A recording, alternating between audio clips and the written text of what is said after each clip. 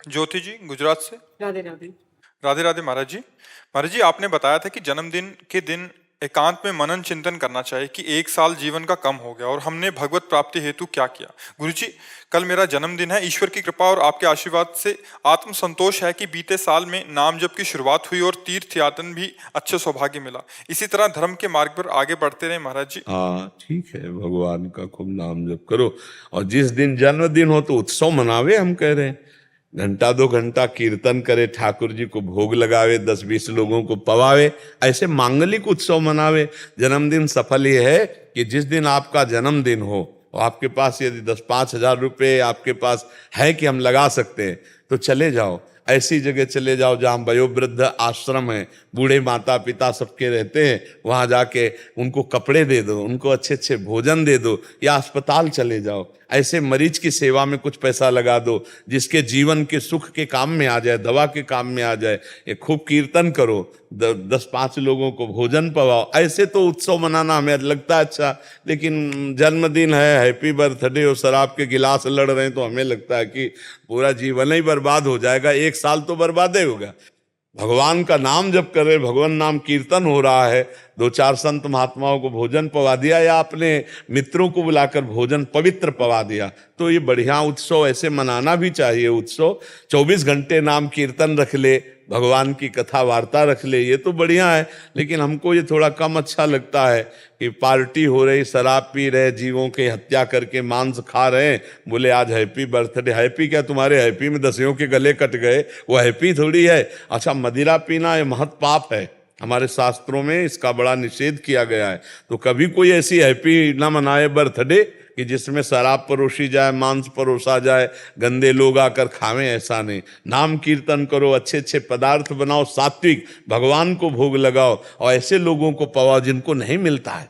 ऐसा बहुत से ऐसे लोग फुटपाथ में बैठे रहते हैं, जा जाकर उनको सुंदर भोजन पवा दो। उस दिन सुंदर वस्त्र 2 को भी पवा दिया, 2 के वस्त्र पहना दिए तो तुम्हारा हैप्पी बर्थडे मन गया। महाराज जी, एक सज्जन आए थे हमारे पास उधर, उन्होंने उधर गौशाला खोली है शायद हरियाणा दिल्ली साइड के, तो 750 गौ वहाँ।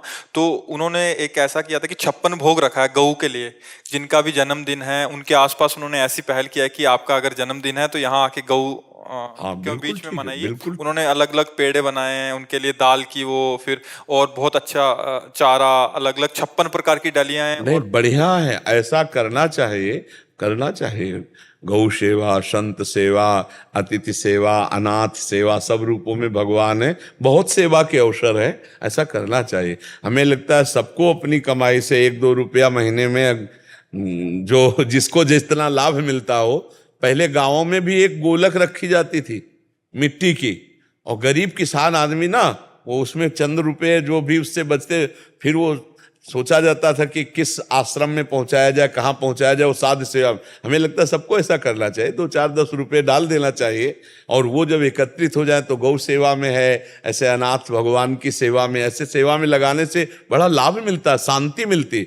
हम अभी एक डॉक्टर मंडली जो फ्री ब्रजमंडल में जा जाकर सेवा करते, उनको बता रहे थे कि एक दिन आप सुंदर भोजन बना के खुद पाओ और एक दिन वो अपनी थाल का भोजन किसी भूखे को पवा दो, फिर देखो आपको कैसा लगता है।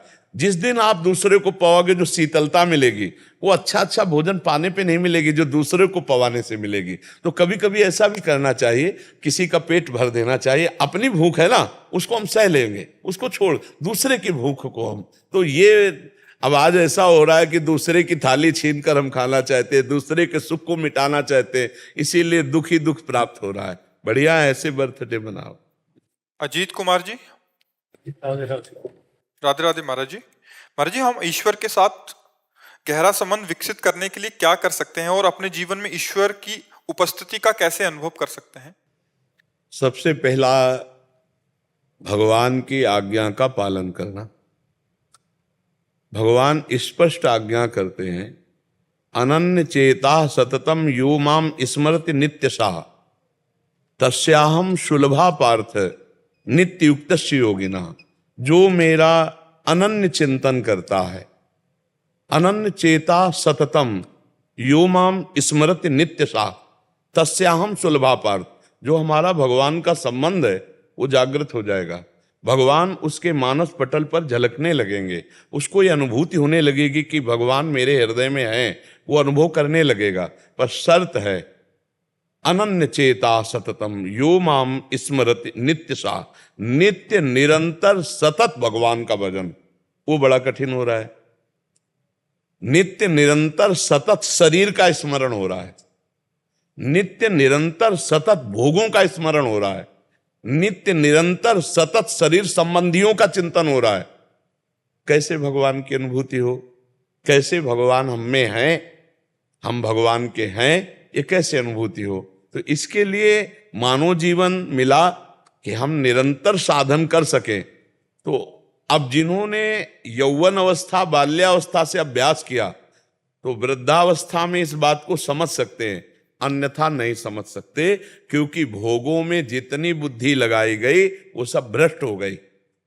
भोगैश्वर्य प्रसक्ता नाम तयापहृत चेतसाम व्यवसायत्मिका बुद्धि समाधो न विधीयते। जिसने अपनी बुद्धि को भोगों में लगा दिया, जिसका चित्त भोगों में संग्रह में लग चुका है, अब वो भगवान की प्राप्ति करना या भगवान के संबंध में वो अज्ञानी ही रहेगा, वो जान नहीं पाएगा। अगर वो भोगों का त्याग किसी महात्मा के संग से कर पावे तो बुद्धि फिर उसकी भगवान में लग जाए। अब ज्यादा समय रह नहीं गया, बहुत आयु तो निकल गई व्यर्थ के कार्यों में। अब नाम जब पकड़ लो तो बात बन जाए, क्योंकि स्थिति कुछ नहीं। हम कह रहे हैं राधा, और अभी प्राण निकल जाएंगे तो भगवान की प्राप्ति हो जाएगी। हम कह रहे हैं राम, हम कह रहे हैं कृष्ण, और अभी प्राण निकल गए तो भगवान की प्राप्ति हो जाएगी। जैसे अजामिल अपने पुत्र के बहाने से जब नारायण नाम लिया तो भगवान की प्राप्ति हो गई। तो हमें इस समय एक ही उपाय समझ में आ रहा है कि हम खूब नाम जप करें, और ये युग धर्म के अनुसार भी उपाय है। कृतयुगे ध्यायते विष्णुम, त्रेतायाम यजतई मखई, द्वापरे परिचर्यायाम कलौ तद्धरि कीर्तनात्। कलयुग में भगवान नाम जप, भगवत नाम कीर्तन, इससे बहुत जल्दी लाभ प्राप्त होता है।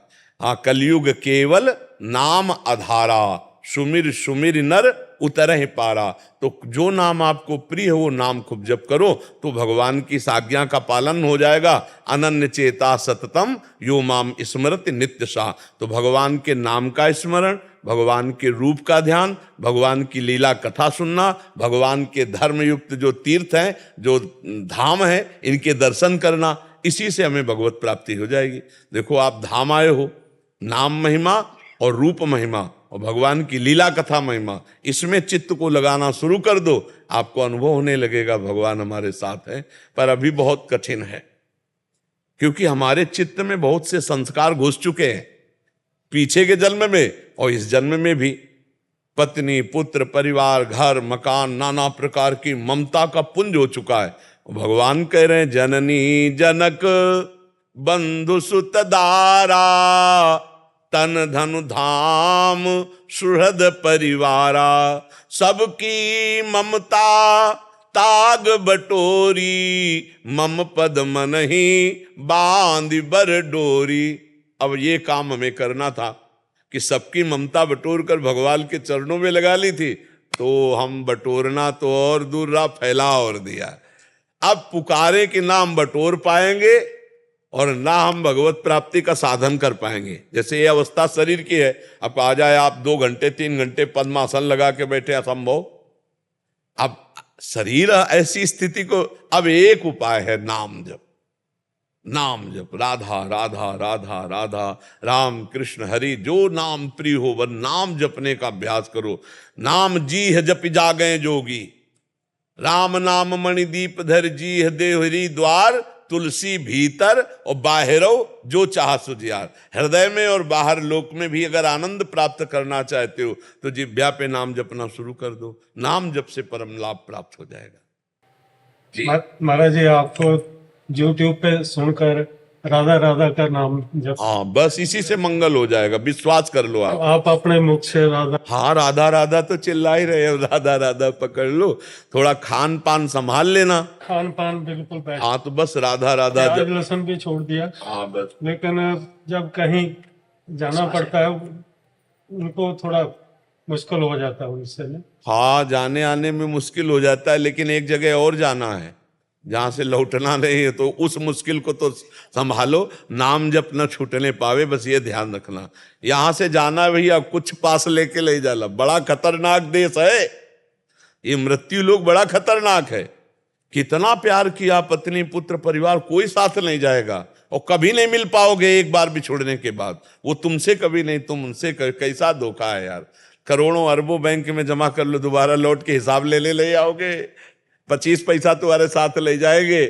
बस यही माया भगवान की अगर ये बात समझ में आ जाए तो हम पाप कर्म ना करें, राधा राधा राधा राधा, दूसरों का हित करें, दूसरों का मंगल करें, तो जीवन में ये कमाई लेके हम चले जाएंगे। यहां से और कोई कमाई नहीं जाती, या तो पाप कर्म, या तो पुण्य कर्म, या भजन, तीन में से कोई एक। अगर पाप पुण्य कर्म हुआ तो फिर आना पड़ेगा, भजन कर ले गए तो भगवान की प्राप्ति हो जाएगी। प्रियंका जी दिल्ली से।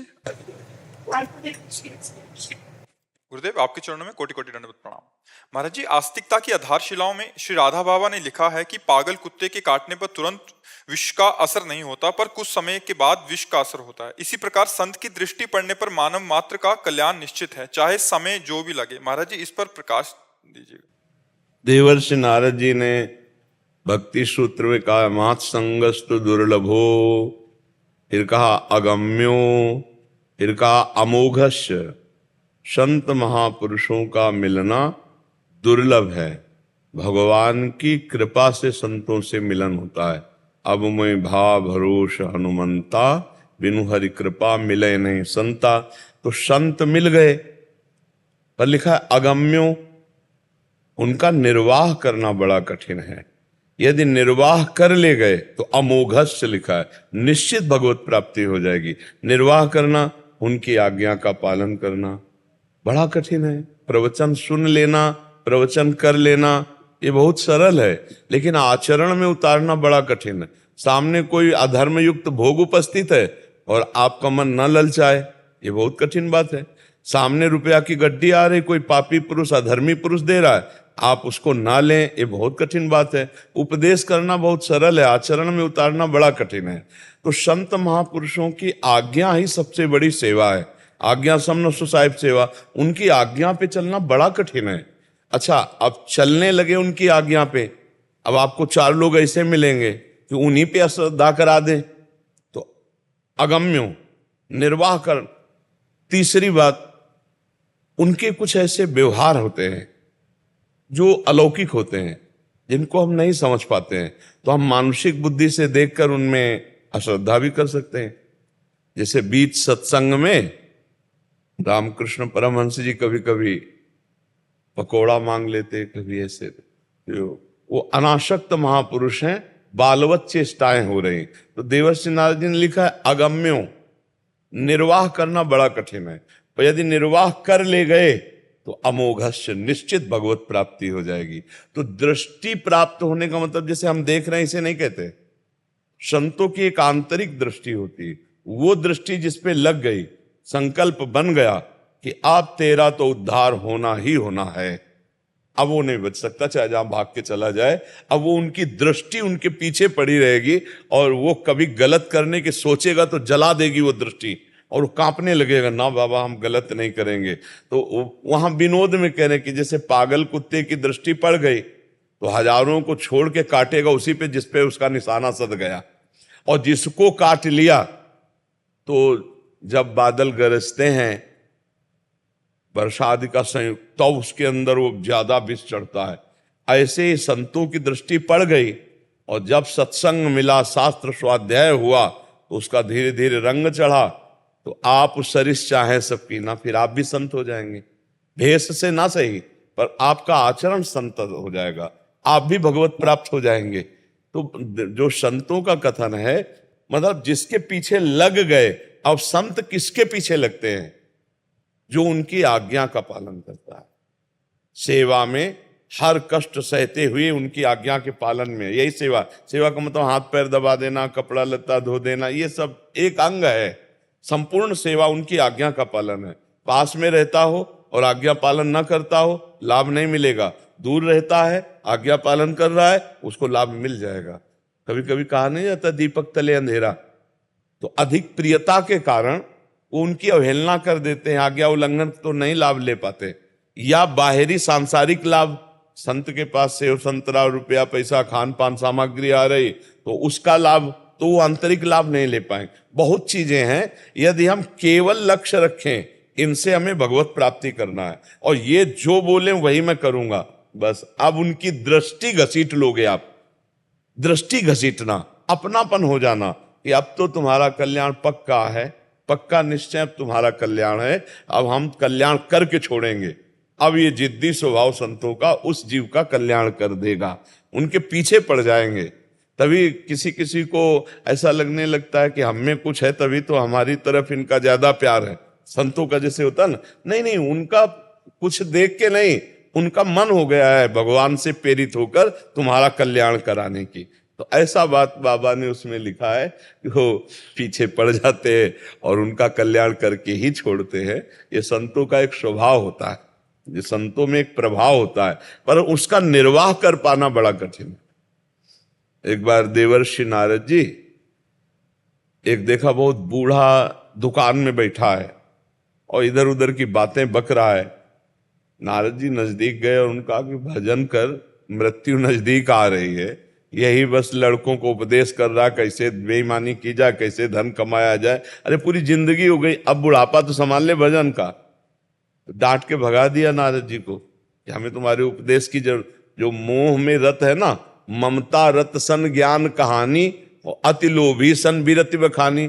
जो ममता में रत है उनको ज्ञान की बातें अच्छी नहीं लगती, जो लोभी है ना उनको वैराग्य की बातें अच्छी नहीं लगती, जो कामी पुरुष है ना उनको भगवान की चर्चा अच्छी नहीं लगती। ऐसे ही उसको अच्छा नहीं लगा। नारद जी ने कहा तुम हमको भगाया है और हम तुमको भगाएंगे और तुम्हें भगवत प्राप्ति करा के छोड़ेंगे। देखो संतों का स्वभाव। अब उस समय गंगा जैसे नजदीक है या कोई भी नदी नजदीक है तो प्राय लोग नदियों में स्नान करने जाते थे, थोड़ी धार्मिकता तो रहती ही थी। तो सुबह सुबह स्नान के लिए निकला, नारद जी वापस उसी का रूप रख करके आ गए। तो बेटों ने कहा कि अभी तो आप स्नान करने गए थे। बोले स्नान करने गए, मैंने देखा मेरे ही जैसा एक आदमी, तो मैंने सोचा तुम लोगों को बता दूं कि वो आदमी यहां आने ना पावे, और कहीं वो हमारे जैसा बिल्कुल रूप रखे हुए वो बहुरूपिया कहीं हमारी संपत्ति ना हड़प ले, इसलिए मैं वापस आ गया हूं। अब आज तो गंगा नहाने नहीं जाऊंगा, कल जाऊंगा। अब वो नहा धो के घर में जो आए तो लड़के पहले से ही खड़े थे। बोले बहुरूपिया तुझे घुसले ले। उनका तो दिमाग खराब है, हम तुम्हारे बाप। बोले बाप हमारे अंदर बैठे, तुम हमारे बाप नहीं हो। और धक्का लगा के बाप, वो लाख कह रहा है कि कसम खा रहा है बाप। अरे बोले हमारे पिता घरे बैठे, दृष्टांत में उदाहरण में दिया। अब वो बाहर रोते हुए खड़ा। देवर्षि नारद जी जो पिता बने हुए थे वो बाहर निकल करके आए। बोले तेरा यहां कुछ नहीं है, अब समझना दे तो पिट जाएगा, तू जा बाहर। उनका आखिरकार हो कौन आप? तब देवर्षि नारद जी अपने रूप में हुए। बोले समझे, माया के एक नाटक में तुम्हें घर से बाहर निकाल करके अभी और कभी जिंदगी में घुसने नहीं देते। अब मान ले भजन कर ले, तेरा कोई नहीं है संसार में, अभी कुछ दिनों में शरीर छूट जाएगा, अब हरि भजन कर ले। उसके दिमाग में समझ में आ गया कि ये संसार का राग, संसार का मोह झूठा, और वो भजन में लग के भगवान को प्राप्त हो गया। बुढ़ापा उसका संभल गया। संत जिन पर कृपा करते हैं तो प्रतिकूलता का दर्शन कराकर, संसार के राग का नाश करके भगवान की प्राप्ति का। अब वो कैसे प्रतिकूलता का नाश होगा? कई तरह से होता है। एक शराबी आदमी देखा, एक मस्त संत जा रहे थे, तो संत तो भगवान के चिंतन में मस्त होते हैं। कहे बाबा जी आज तक तुम्हें ऐसा आनंद नहीं आया होगा, आओ हमारे साथ। तो नजदीक गए, वो भी बड़े कौतुकी। उन्होंने कहा तुम्हारे हम भाग्य की रेखा पढ़ रहे हैं बेटा, 7 दिन के अंदर मर जाएगा तू। और वो संत पर इतना विश्वास था, साधु महात्मा सत्य बोलते हैं और चमत्कारी होते हैं कि मतलब रेखा तो पढ़ ही लेते हैं। हाथ जोड़ा, महाराज 7 दिन में मर जाएंगे। बोले पक्का। सारा नशा उतरने लगा शराब का उसका। बोले ये 7 दिन के अंतर में मर जाओगे, पक्का तुम्हारी भाग्य रेखा है। तो महाराज हम तो शराब पीते रहे, बेविचार करते रहे, गंदे आचरण, और घुटने पे हो गया, मेरा उद्धार कैसे होगा? बोले भैया पक्का उद्धार हो जाएगा। यदि तुम गोविंद गोविंद गोविंद गोविंद ऐसा जपो, पक्का तुम्हारा उद्धार हो जाएगा। बोले बस आप ही हमारे सहारा हो, आज से हम कभी शराब नहीं पिएंगे और घर जाकर के हम गोविंद गोविंद गोविंद गोविंद सब बंद कर, 7 दिन में मर ही जाना, संत के वचन है।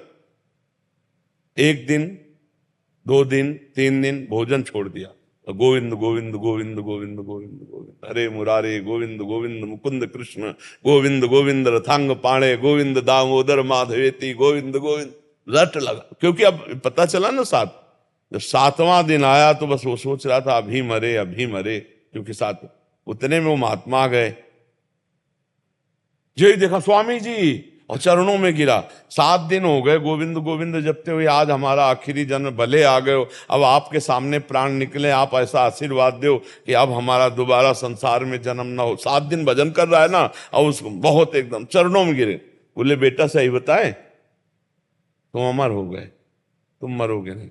मरना तो 7 दिन में, इतवार से सोमवार के बीच में दिन ही आएंगे, हमारी मिथ्या वचन नहीं, 7 दिन के अंदर ही मरोगे। लेकिन अब तुम मरोगे नहीं, क्योंकि तुम भगवान के नाम में डूब गए। अब पूरा जीवन जितनी श्वासें इसी नाम को जपना, तुम्हें भगवत प्राप्ति हो जाएगी। तो साधु महात्मा कुछ ऐसे कौतुकी होते हैं कि जिसके पीछे लगे उसका कल्याण करके ही छोड़ते हैं, और अगर उनके वचनों पे विश्वास हो जाए तो पक्का भगवत प्राप्ति हो जाए। कुछ भी उनके वचनों पे विश्वास हो जाए। एक गांव की गौवें चराया करता था आदमी, पहले ऐसा होता था, ग्वाले होते थे तो गौवें चराता था, और भोजन और सब लोग उसको, अर्थव्यवस्था तो उससे परिवार चलता था। गांव में भागवत की कथा हो रही थी, तो गांव के लोगों ने कहा कभी तो सुन लिया कर यार कथा, जंगल में गौवें चरा कर बस अपना जीवन बर्बाद कर, कभी तो कथा सुन लिया कर, गांव में कथा हो रही। तो उसने सोचा कि चलो आज सुन लेते हैं। तो वहां गए तो उन कथा का प्रसंग चल रहा था, जिसने जिंदगी में गुरु नहीं बनाया, भजन नहीं किया, उसका जीवन बेकार चला गया। तो अब इसी सोच में रह गया कि मैंने तो कभी गुरु बनाया नहीं, कोई भजन तो साधन, तो हमारा जीवन बेकार चला गया। कथा समाप्त हुई, पंडित जी के चरणों का, ज्यादा बात तो हम नहीं पकड़ पाए, इतना पकड़ पाए कि गुरु बनाए बिना जीवन व्यर्थ जाता है। तो अब आप हमारे गुरु, अब हम कहाँ ढूंढे गुरु, आप ही गुरु हो, अब हमें मंत्र दे दो, हम अपनी गाय चराने जाए, हमें ज्यादा समय नहीं है। तो ऐसे कहीं मंत्र मिलता है कि गली चलते। तो उनका आखिरी दिन, जिस दिन कथा समाप्त होगी उस दिन तुम्हें हम मंत्र दे देंगे, तुम आ जाना। अब आखिरी दिन काफी भेंट वेंट चढ़ी। अब वो गरीब आदमी को क्या देगा दीक्षा में, तो उन्होंने टाल दिया, अभी हम भोजन कर रहे हैं। फिर वो बेचारा बाहर बैठा भोजन, वो अच्छे से भोजन किया, थोड़ी देर आराम करके जाना था। अब रबड़ी आदि पाया तो पेशर बना। अब पहले गांव बाहर शौच जाना होता था, शौचालय तो होते नहीं थे, और वो घर के बाहर बैठा था। जो ही लोटा लेके निकले से बोले गुरुजी गुरुमंत्र दे दो, देखो कथा भी समाप्त हो गई और आप जाने वाले भी हो, और पीछे पीछे चल दिया। और वो धोती संभारे, उन्होंने कहा दिमाग खराब है, शौच जा रहे तुम्हें गुरुमंत्र। उसने कहा आप नहीं छोड़ने वाले, हम हमारे पास इतना टाइम नहीं, पूरे गांव के गौवें चराते हो, पीछे पीछे चल दिया। अब उनको सोच लगी थी, वो सोचे अब जाए तो हम कहीं बैठ जाए किसी वृक्ष आदि के आड़े लेकर के। अब वो सोच लगी थी, तो उसने कहा महाराज गुरुमंत्र दे। बोले धत गपोचंद, बोले गुरु जी, बस मान गए। धत गपोचंद, धत गपोचंद, अब ना राम न कृष्ण न हरि। अब सोचो, गुरु भाव और गुरु मंत्र पर विश्वास, गुरु ने कह दिया धत गपोचंद, तो जपने लगा। अब धीरे धीरे धीरे धीरे इतना जप में तन्मयता होने लगी। भोले आदमी को भगवान बहुत जल्दी मिलते हैं, ज्यादा जो बुद्धिमानी होती है ना उनको परीक्षा लेते हैं, और जो सीधा साधा भोला होता है ना उसे भगवान बहुत जल्दी मिलते हैं। अब वो एकांत में बैठ करके जैसे गाय चरा रहा, धत गपोचंद घप। अब सब लोग सोचे कि क्या मूर्ख है, भगवान के तो बहुत से नाम हैं, गोपाल शास्त्र नाम, विष्णु, कोई नहीं मिलता ऐसा ये नाम। अब उसको इतना मनाया कि गाय चराना छोड़ दिया, अपने घर में बैठ करके एकांत कमरे में। भगवान द्वारिकाधीश जी ने कहा रुक्मिणी जी से कि आज हम एक भक्त के दर्शन करने चलते। तो रुक्मिणी जी ने कहा प्रभु हम भी चलेंगे। बोले जरूर चलो, बहुत महान भक्त है, निर्मल भोला एकदम। दोनों छद्म वेश में अपने वेश को बदल करके गए, उसके घर में गए। बोले प्रभु भक्त, तो बोले हमारे भक्त अकिंचन होते हैं, ऐसे ही होते हैं। बोले प्रभु हम पहले देख के आते हैं असली भक्त है आपका कि नहीं। तो वहां गए तो बेचारा धत गपोचंद, धत गपोचंद। तो उनका श्री कृष्णचंद, द्वारिकाधीश, बहुत से नाम तो सुने, ये ददगपोचंद कौन सा नाम है भगवान का हमारे? तो उनका ये किसका नाम जप कर रहे हो? अब अभी तक तो किसी ने पूछा था नहीं था, उसने हल्की सी आंख खोल के देखी कोई स्त्री है, तो गुस्सा में, गाय चराने वाला आदमी गुस्सा में कहा तुम्हारे खसम का जपते हैं और किसका जपते हैं? रुक्मिणी जी लौट के आई, वो बोले प्रभु बहुत जानकार आदमी है बोले प्रभु बहुत जानकार आदमी है, वो एकदम देखते ही जान गया और बोला आप खसम माने पति, बोले आपका भजन कर रहा है प्रभु, बहुत सर्वज्ञ भगत है। भगवान बहुत मुस्कुराए, बोले प्रभु एक प्रश्न हमें इस समय उठ रहा है कि आपके गोपाल शास्त्र नाम, विष्णु शास्त्र नाम, बहुत से नाम हमने सुने, लेकिन ये गपोचंद नाम कब आपका सुना? बोले बहुत मीठा नाम है हमारा, बहुत प्यारा नाम है। बोले कब का? बोले जब हम ब्रज में थे और बाल रूप में थे, तो मैया किसी कार्य में रत थी, तो हम अपने सखाओं के साथ माखन चोरी कर रहे थे, तो छीका में ऊपर मैया ने टांग दिया था, तो एक सखा के कांधे पे ओखली पे सखा, ओखली होती ना उल्टा करके, और उस पे सखा, और सखा के कांधे पे ठाकुर जी, और खूब ऐसे मक्खन सब। मैया आई, मैया ने कहा ये क्या कर रहा है? तो फिर हमने बहाना बनाया कि मुझे भूख लगी थी, लगा मैया काम में है, और इसमें देखा चींटी, तो हम कहा मैया आएगी चींटी निकालेगी तब माखन खाएगी, तो मैं चींटी निकाल रहा था। बोले वाह बहुत चतुर, बाल गोविंद भगवान बोले बहुत चतुर, अच्छा चींटी निकाल लेते तो यहां तक हाथ कैसे तुम्हारे? अरे चींटी ऊपर ही होती। बोले मैया जब ऐसे रखते तो नीचे चले जाती, तो मैं खबो खबो के ऐसे निकाल रहा था। तो बोले चल लाला ये भी बात मान गई, लेकिन तेरे मुंह में यहां से मक्खन लगा, यहां चींटी निकाला कर। बोले तू समझती नहीं मैया, जब चींटी निकाल लाते तो मक्खियां ऐसे आती, तो मैं जब ऐसे करता तो वही लग गया है। तब मैया ने कहा झूठा धत गपोचन, बोले उस समय मैया ने कहा था ये हमारा नाम है। देखो उन्होंने उपहास में पंडित जी ने कहा, उसने गुरु मानकर नाम जपना शुरू कर दिया, जो भगवान के नामों में कहीं नहीं था, उसको भगवत प्राप्ति हो गई। गुरु के वचन, संत के वचन यदि हम मान ले तो निश्चित भगवान की प्राप्ति हो जाती है। बहुत से ऐसे उदाहरण हैं शास्त्रों में कि जो भोले भाले भक्तों ने भगवान को प्राप्त किया। एक कुछ होते हैं सच्चे मार्ग के प्रति और कुछ होते हैं पाखंड करने वाले। तो एक पाखंडी गांव के बाहर ऐसे तिलक विलक रचना की और देखा कि लोग जो है गाय चरा रहे हैं, तो थोड़ा ऐसे ऐसे, तो एक भोला आदमी आया और कहा प्रणाम किया और कहा संत भगवान, तो गांव मांगने जाना था इसलिए तिलक विलक लगा लिए। बोले संत भगवान ऐसे क्या करते हो? तो बोले ऐसे भगवान के दर्शन हो जाते हैं। और वो भोला आदमी वो जो ही गए सो तालाब में नहाया और जैसे जैसे चिन्ह बनाए थे तिलक के वैसे चिन्ह बनाए। अच्छा वो तो नाटक कर रहे थे, पकड़ के सांस ले रहे थे, बस ऐसे पकड़े और वो सीधा आदमी सीधे बंद कर लिया, सीधे बंद करके कि भगवान दर्शन दो, भगवान दर्शन दो, भगवान दर्शन। भगवान अब मिनट भर तो जो प्राणायाम करते हैं वो रोक सकते हैं, इसके आगे तो प्राण फिर व्याकुल होकर निकलने लगेंगे। 1 मिनट में भगवत प्राप्ति उसको हुई। भगवान मुझे दर्शन दो, क्योंकि वो बताया ना ऐसे करने से भगवान के दर्शन। तो भगवान ने हाथ हटाया, भगवान कहो सो कहां जहां प्रभु नाई, कमर में फेंट बंधा हुआ बंसी, बाल गोविंद रूप। जेउस ने देखा, बोले आप कौन है? हमारी नाक से जो हटा, बोले हम भगवान हैं। बोले हमने तो कभी देखा नहीं, हम तो जानते नहीं। अब आप भगवान, इस बात का प्रमाण हमारे वो गुरु जी देंगे जो अभी गए। अरे बोले वो पाखंडी, वो जिंदगी में हमें कभी नहीं पा सकता है, वो केवल मांगने के लिए तिलक। बोले आप हमारे गुरु की निंदा मत कीजिए, देखो निष्ठाएं होती। और भगवान से कहा कि हम तब मानेंगे आप भगवान हो जब हमारे गुरु जी आके कह देंगे यही भगवान है। तो बोले ले वाला अपने गुरु जी को, तब तक हम यही। बोले बड़े चतुर हो, भाग जाओगे, ऐसे हम नहीं। अपना गौछा उतारा और भगवान को एक पेड़ में बांधा। भगवान भक्ताधीन, यशोदा मैया ने रस्सी से बांधा ना उखल में, भक्ताधीन मना पूज्यो भक्ता नाम अभयंकरा। अब वो गया तो गांव में वो मांग रहे थे, उनका गुरुजी जिस क्रिया से आप भगवान के दर्शन कर रहे थे हमें भगवान मिल गए, बस तुम्हें ये बताना कि यही भगवान आए हैं आप वाले कि ना आए। अब उसको तो कभी भगवान से कोई मतलब ही नहीं था। तो और उन्होंने कहा हाँ वही थे वही थे। बोले नहीं आपको चलना पड़ेगा, वहां बताना पड़ेगा। अब वो भगवत साक्षात्कार किए हुए बालक उसकी आज्ञाओं नहीं टाल सके। वो नजदीक आए, बोले देखो ये वृक्ष में तो अंगोछा भर बंधा, उनको दिखाई दे रहा था भगवान ने। तो उनका बेटा तुमसे सही बतावें, हम कोई भजन नहीं करते, हम कोई साधु महात्मा नहीं, हम भेष बनाकर भीख मांगते हैं, अपने परिवार का पोषण करते हैं। तो उन्होंने भगवान से कहा, भगवान जब हमारे गुरु ने हमको शिक्षा नहीं दी और इशारा मात्र से आपकी प्राप्ति हो, तो आप हमारे गुरु को भी दर्शन कराओ। भगवान ने उस बालक की कृपा से दिव्य दृष्टि दी, तब वो दर्शन पाए।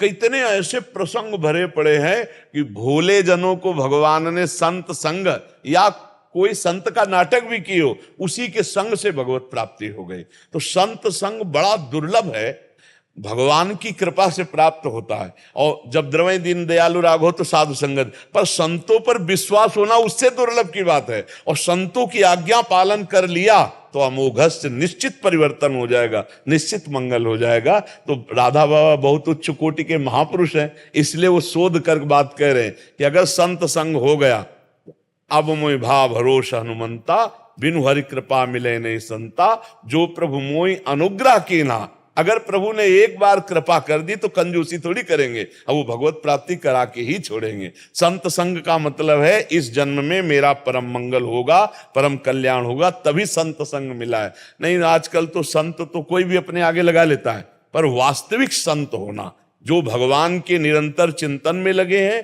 जिनको संसार के किसी भोग के भोगने की इच्छा नहीं रह गई, जो किसी से छल कपट पाखंड नहीं करते, एकमात्र सब में भगवत भाव, ऐसे महापुरुषों का संग मिल जाए तो निश्चित भगवत प्राप्ति हो जाए, निश्चित हमारा जीवन सुधर जाए। और देखो संतों के संग से सुधरता है जीवन, ऐसा नहीं है। आप अपने समाज में अगल बगल देखो, जो सत्संग सुन रहे हैं उनका जीवन बदलता है, और जो संत का संग नहीं मिला उसका जीवन, और जो संत का संग मिला है, तो आप दोनों को नाप के देखिए, बड़ा अंतर दिखाई देगा। संत का संग मिलने वाले का परिवर्तन होगा, दैवी संपदा बढ़ेगी, आचरणों में पवित्रता आएगी, और वो समाज को सुख देने वाला बनेगा।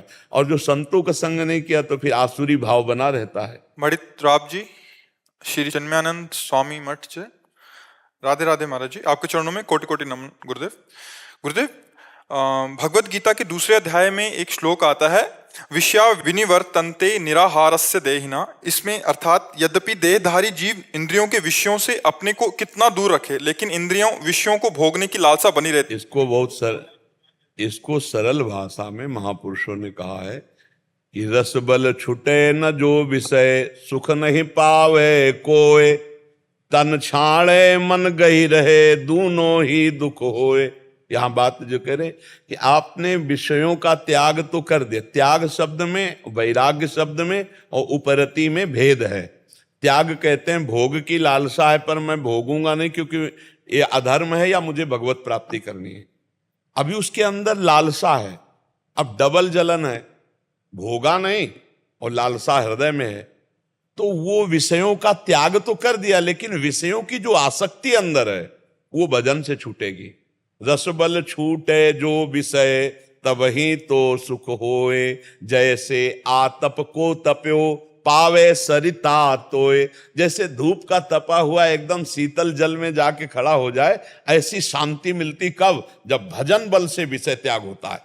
भजन बल करते जा रहे हैं, खूब नाम जप कर रहे हैं और धीरे धीरे विषय छोड़ रहे हैं। अच्छा, भजन कर नहीं रहे और विषय छोड़ दिए तो तन छाड़े और मन गही रहे, दोनों ही दुख होए। समझ पा रहे हमारी बात? तो तन से छोड़ने से तो आप ये हो गया कि भाई हम फलाहार हैं, हम अमुक भोग नहीं भोगते, लेकिन मन में सारी लालसाएं भरी हुई है क्योंकि भजन की कमी है। तो वहां भगवान कह रहे हैं ज्ञान प्राप्त की, या तो ब्रह्मबोध हो, ब्रह्म सत्यम जगन मिथ्या, तो लालसा नष्ट हो, और या भजन बल, इतना भजन करो कि ऐसा आनंद मिले कि ये भोग सब बमन के समान लगने लगे, सब विष के समान लगने लगे। श्री नारायण स्वामी जी एक दोहा कहते हैं कि ब्रह्मादिक के भोग सब विषम लागत ताहि, नारायण ब्रजचंद की लगन लगी है जाए। जिसे भगवान की प्राप्ति की लगन लग जाती है, उसमें अपने आप ऐसी आनंद की वृत्ति होती है कि ब्रह्मलोक तक के भोग सब उसे विष के समान लगते हैं। एक दोहे में और कहा, नारायण हरि भजन में पांचों न सुहात, विषय भोग, निद्रा, हंसी और जगत प्रीति और बहुबात। विषय भोग अच्छे नहीं लगते।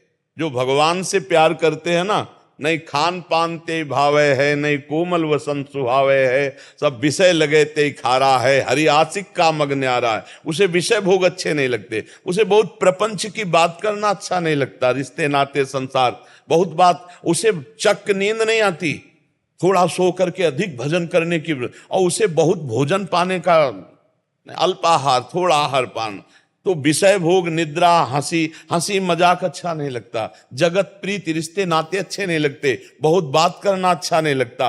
अब अपने आप अच्छा नहीं लग रहा है, ये एक है, और एक है कि अच्छा लग रहा है पर हम त्याग किए हैं, तो वो बात ज्यादा दिन नहीं चल पाएगी, वो गिरा देगी, क्योंकि अंदर उसके प्रति लगाव है, सुख बुद्धि है। वहां भगवान कह रहे जो विषयों का निराहार रह करके त्याग कर देता है पर उसकी आसक्ति का त्याग नहीं कर पाता, वो आसक्ति भजन बल से जाएगी। खूब नाम जप करो, शास्त्रों का स्वाध्याय करो, संतों का संग करो, तो आसक्ति देखो।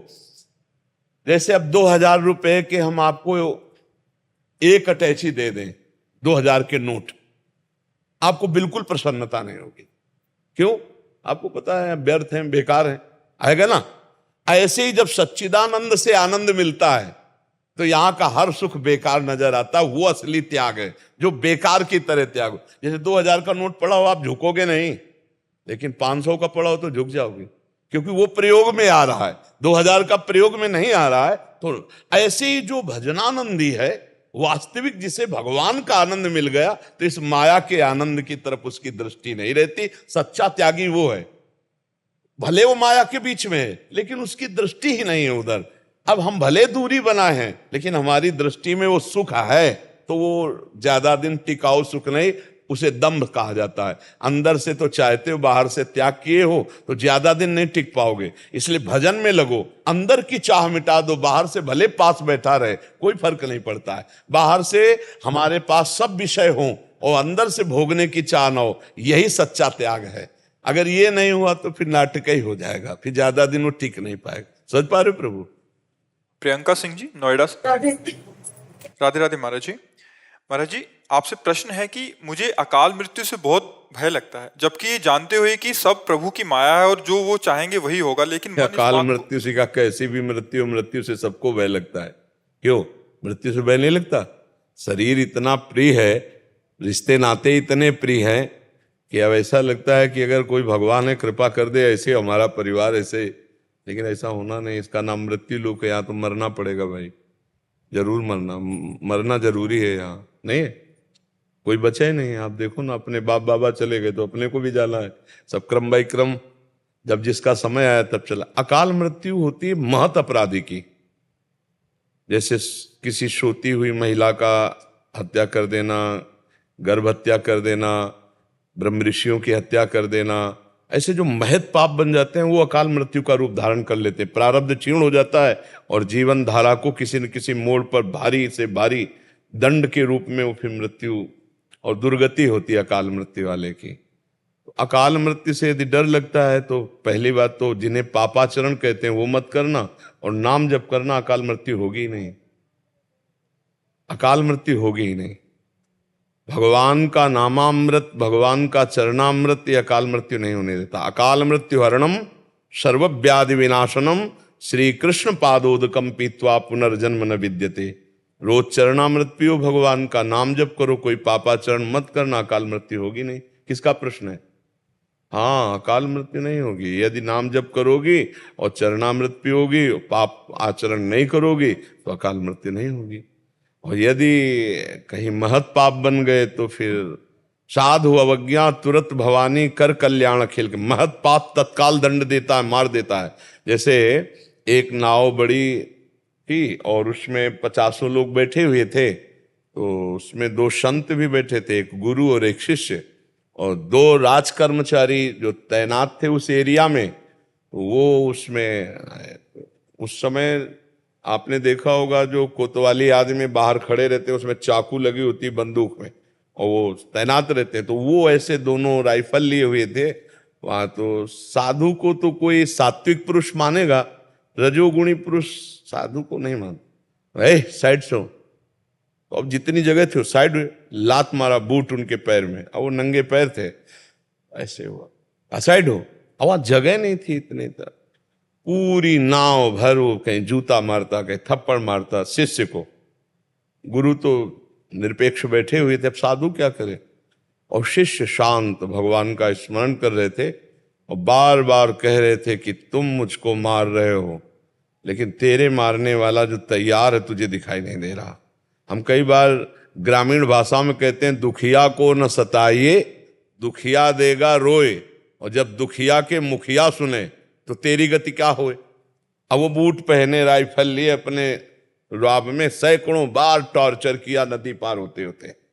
जब नदी पार हुई तो नदी में कुछ दूरी ऐसी होती है जिसमें जल बहुत छिछरा होता है, मतलब बहुत कम होता है, वहां नाव नहीं जाती, तो वहां कूद के नाव से ऐसे जाना होता है, या फिर थोड़ा भींजते हुए इतना पैर, जो किनारे बालू होती है उसमें नाव नहीं चल सकती, पानी इतना इतना होता है। तो उन्होंने राइफल को ऐसे ऐसे करके उसका सहारा लेकर कूदने का, और राइफल धंस गई बालू में और पैर बूट फिसल गया, सीधे यहां से सीधे यहां। साधु अवज्ञा तुरंत भवानी कर कल्याण अखिल के, तत्काल अकाल मृत्यु की रचना हो गई, क्योंकि बार बार टार्चर किया और साधु चुप रहा। अगर वो गाली दे देते या डांट देते तो बच जाता, क्योंकि प्रारब्ध क्षीण हो जाता। तो ऐसे जो पाप हैं अगर हमारे द्वारा ना हो तो अकाल मृत्यु नहीं हो सकती। अकाल मृत्यु तभी होती है जब भ्रूण हत्या, गर्भ हत्या, आजकल लगभग हर माता बहन इसको नहीं समझ रही हो, कर रही है। गर्भ हत्या इतना भयानक पाप है, कोई माता बहन नहीं समझ रही, और एक भ्रूण हत्या, गर्भ हत्या महत पाप के अंदर है। तो फिर वो दुर्दशा तो फिर पक्की हो जाती है। उसके लिए प्रायश्चित क्या करते हो? कुछ नहीं। आप समझते हो हमारा गर्भ है, हम नष्ट कर सकते हैं? नहीं, पालन का अधिकार है, नष्ट करने का नहीं।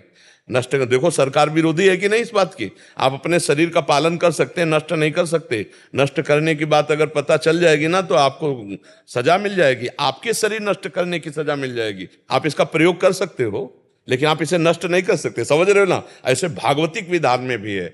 तो अगर हमारे द्वारा महत पाप ना हो तो अकाल मृत्यु नहीं होती है। अकाल मृत्यु होती है जब महत पाप हो जाते हैं। और हमें किसी भी मृत्यु से अगर ऊपर उठना है तो नाम जप करना है, अच्छे आचरण करने हैं, दूसरों को सुख देना है, भगवान के आश्रित होना है, तभी मंगल होगा। ऐसे चाहे जितना रुपया कमा लो, दुख चिंता भय शोक इनसे नहीं बच सकते कोई भी हो। लिख लो कागज में चाहे दिमाग में, दुख चिंता भय शोक इससे नहीं में। तो क्या भजन करने वालों के जीवन में दुख नहीं आता? आता है, लेकिन शोक नहीं होता। भगवान एक ज्ञान देते हैं, एक आनंद देते हैं, जिस आनंद में दुख को भी बहुत आराम से सह लेता है। कई बार हमने कहा कि हमको तो जैसे तौला अपने दिमाग से, तो तुम्हें साधारण भाषा में बता रहे हैं कि 100 ग्राम दुख और 900 ग्राम ऊपर सुख, क्या करेगा? वो दबा है नीचे। ऐसे भगवान के भक्त के जीवन में दुख आता है, और जो भगवान से विमुख होते हैं तो वो 100 ग्राम पूरे जीवन को बर्बाद कर देता है। भारी से भारी वेदना, कष्ट, भारी से भारी समस्या उसके जीवन में होती है जिसके दोनों किडनी फेल होती है। भारी समस्या होती है, आप देख लेना, चेहरा पीला हो जाता है, हालत खराब हो जाती है। क्यों? क्योंकि वो उसी में डूब गया और अपने प्रभु के चरणों में है। तो आप देख लो फर्क क्या है। सब दुखों का समाधान भगवान का आश्रय, भगवान का नाम, भगवान के। तो हम अगर भगवान का भजन करेंगे तो हमारा मांगना मिट जाएगा। हम भगवान का भजन करेंगे तो हमें कष्टों से लड़ना आ जाएगा। हम भगवान का भजन करेंगे तो मृत्यु का भय खत्म हो जाएगा। बिना भगवान के भजन के तो मुझे लगता है भय तो बना ही रहेगा। भय, चिंता, शोक, दुख ये तो सताते ही रहेंगे। इसका नाम ही है दुखालयम, मृत्युलोक। मृत्युलोक दुखालयम अशाश्वतम, ये नाशवान है। ये दुख ही दुख देगा। अगर भजन नहीं है तो बिल्कुल कोई भी हो, कहीं भी हो, परिणाम में तुम्हें दुख मिलेगा। वर्तमान में तो लगेगा मैं सुख भोग रहा हूं, लेकिन परिणाम में तुम्हें दुख मिलेगा। यतदग्गे विस्मि परिणामे अमृतोपमम। भजन मार्ग में चलने पर विष जैसा लगेगा, लेकिन परिणाम में अमृत मिलेगा। भोग मार्ग में, गलत मार्ग में चलने में यतदग्गे अमृतोपमम परिणामे विस्म्यु। शुरुआत तो अमृत जैसी लगे, लेकिन परिणाम विष होगा। जैसे पराई माता बहन की तरफ गंदी दृष्टि देखना, गंदा भाव करना अमृत जैसा लगेगा, लेकिन इसकी क्रिया का परिणाम ये महान विष जैसा होगा। और सुबह 4 बजे जगना, नहा धो के भजन में बैठ जाना, घंटा 2 घंटा भजन करना, ये विष जैसा लगेगा, लेकिन परिणाम अमृत में जैसा होगा। तो भगवान का आश्रय लो, नाम जप करो, धर्म से चलो, तो सब भयों से भगवान बचा लेंगे। भगवान निर्भय पद प्रदान कर देते हैं, भगवान अभय दे देते हैं। जो सभी आवा सरनाई, रखियो ताई प्राण की नाई। भगवान कहते हैं अगर भयभीत होकर भगवान की शरण में चले गए तो भगवान निर्भय पद दे देते हैं।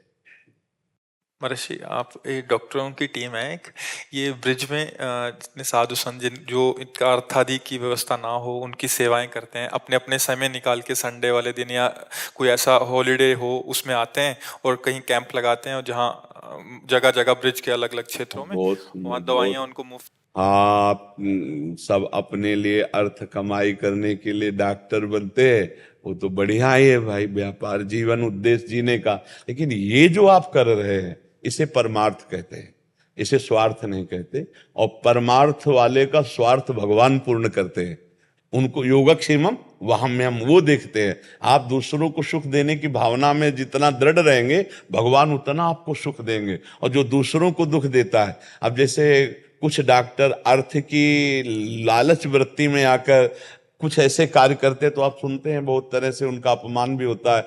और फिर अगर ना हो प्रगट में तो भागवतिक उनके घर में आतंक पैदा हो जाएगा, मन अशांति वाले सब खेल होने लगेंगे। ये बहुत सुंदर बात है। अधिक से अधिक जितना शरीर और जितनी बुद्धि आप में भगवान ने दी, बल दिया है, उसका दूसरों की सेवा में प्रयोग करो। तो आप एक बात आप कभी अनुभव करना कि आप अच्छे भोजन की थाली स्वयं पा के देखो और अपनी थाली किसी एक दिन भूखे को पवा के देखो, तो जो आपको हृदय में शीतलता मिलेगी वो स्वयं पाने से नहीं मिलेगी, नहीं ना। तो जिनके पास अर्थ का अभाव है उनको दवाइयां देना, उचित सलाह दे देना, और सबसे पहले वचन की औषधि होती है, आप ठीक हो जाएंगे। हमने आप जैसे हजारों को ठीक किया है, अरे आपका तो कुछ है ही नहीं, तो वो एक आदमी को साहस बनता है ना। रोग में सबसे पहली दवा होती है, डॉक्टर की चतुरता यही है कि उसको वचन के द्वारा भले कल पधार जाए लेकिन कल तक हम उसको पुष्ट रखेंगे, कुछ नहीं होगा। आप तो बहुत नॉर्मल हैं, आपसे बहुत सीरियस को ठीक किया, पहले वचन की औषधि गई, फिर मुस्कुराहट से जो हम उसकी सेवा कर रहे हैं, इससे हमारे ऊपर भगवान की कृपा होगी। बहुत अच्छा है, आप ऐसा कीजिए। और ब्रज तो भगवान का साक्षात स्वरूप है, यहाँ ब्रजवासी संतों की सेवा भगवान की सेवा है। वैसे चराचर जगत में किसी की भी सेवा करे तो भगवत भाव से ही करे। फिर ब्रज तो भगवान का मूर्तिमान स्वरूप है, 84 कोस भगवान श्री कृष्ण का साक्षात स्वरूप है। लाओ इनको दुपट्टा, इसको चुनरी, बहुत हाँ बहुत सुंदर। एक छोटा सा फिर भाव सुना दो, सुना दो। श्री राधा रटे सब व्याधा मिटे, अनुराग हिये गुण गायन में, चहु ओर बहत रसधार सदा, बरसाने की कोमल छायन में। सुख नाहे कहूं बरसाने बिना, जग के झूठे उलझायन में। कह माधव रूप अली बस हो, वृषभान किशोरी के पायन में। राधा कुंड कुंडन में, कदम वृक्ष वृक्षन में, और वृंदावन बनन में ब्रिज में विशेष है। बरसानो गामन में, राधा बाग बागन में। श्री जी की सबरी सेवा को जल महिते आवे राधा बागती। और लाल रंग फागन में ब्रिज में विशेष है। साकरी गलियन में, प्यारी रूप अलियन में, और नंदलाल छलियन में ब्रिज में विशेष है क्या ना है बाबा?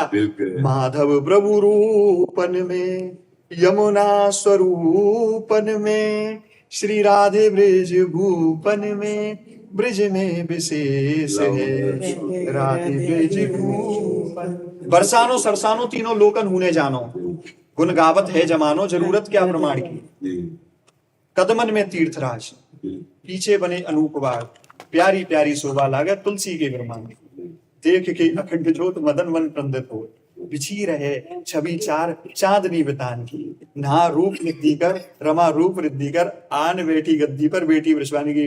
बोल बहू के भैया की जय। जय हो। महाराज जी आप कुश्ती प्लेयर हैं दोनों, मतलब विश्व लेवल की कुश्ती खेलते हैं और उसमें भारत को रजत पदक भी ओलंपिक में इन्होंने दिलाया। आपने भी विश्व स्तरीय कुश्ती लेवल में भारत को पदक दिलाया महाराज जी। हाँ, बहुत ठीक है। बस आचरण की पवित्रता सुरक्षित रखना। जब अपनी लौकिक उन्नति होने लगे तो अपने चरित्र पर अंकुश कर ले, चरित्र पर शासन कर। चरित्रहीन व्यक्ति ज्यादा दिन टिकता नहीं है।